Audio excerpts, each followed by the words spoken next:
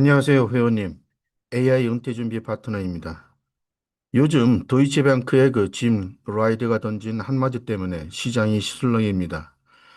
지금 S&P 500의 급등이 1987년 블랙먼데이 직전과 닮았다는 경고입니다.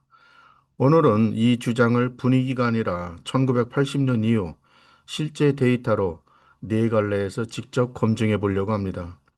결론부터 말씀드리면 단순한 비교는 데이터로 뒷받침되지 않습니다.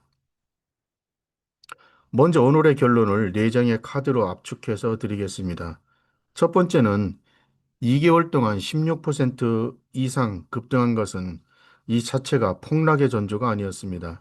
1년 뒤 수익률이 플러스였던 경우가 79%였습니다.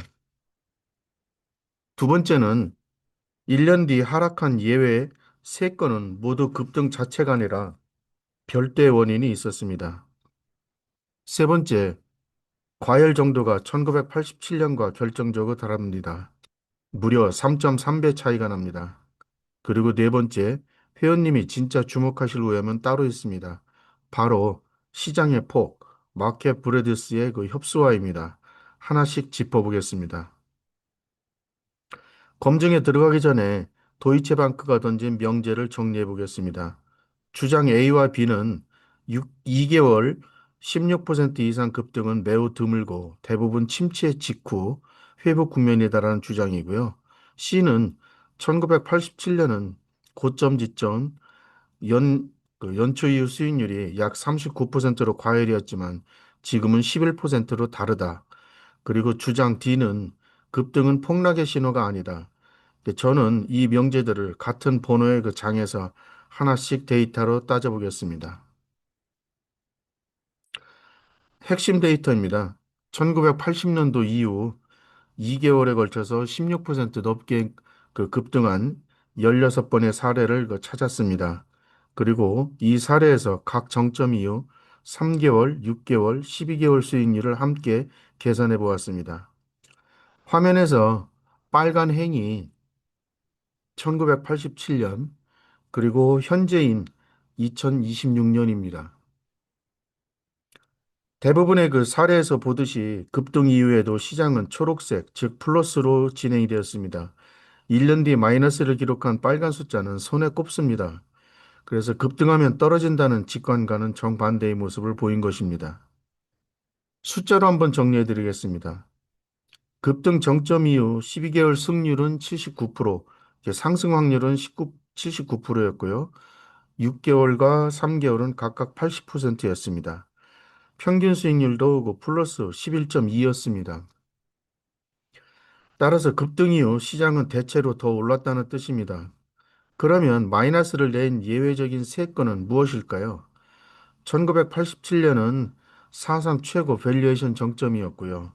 그리고 2001년 두 건은 이미 진행 중이던 닷컴 약세장의 베어마켓 랠리였습니다.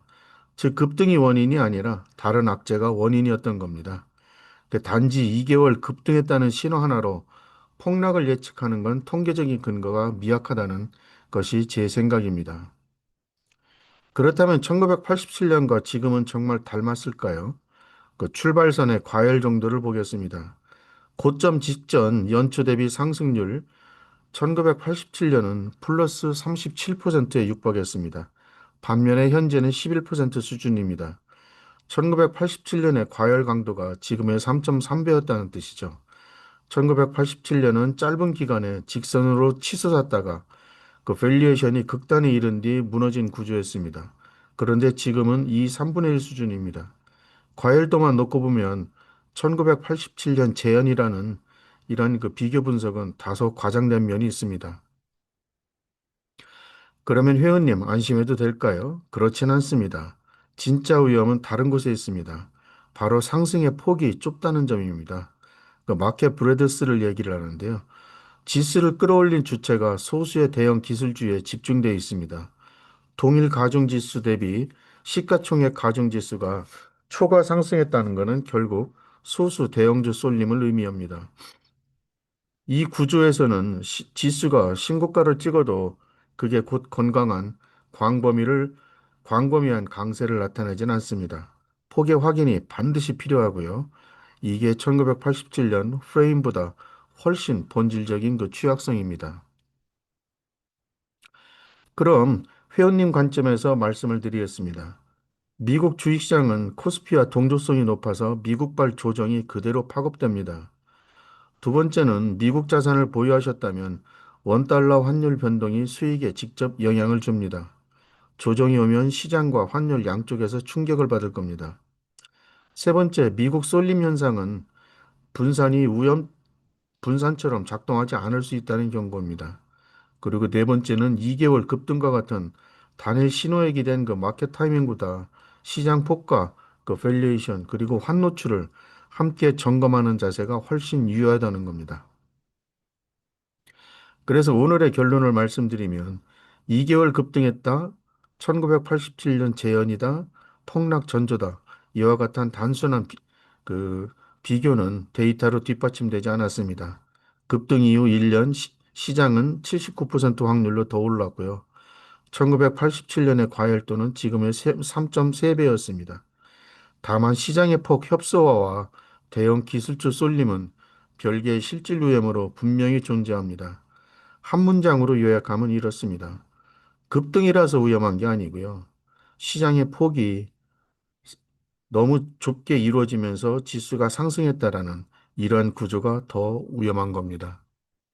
오늘은 짧게나마 1987년과 비교한 도이체방크 비교서를 제가 나름대로 분석 비교해 봤습니다.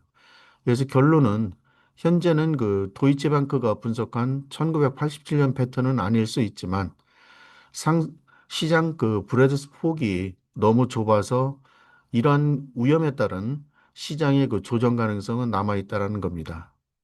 오늘도 제 영상을 시청해 주셔서 진심으로 감사드립니다.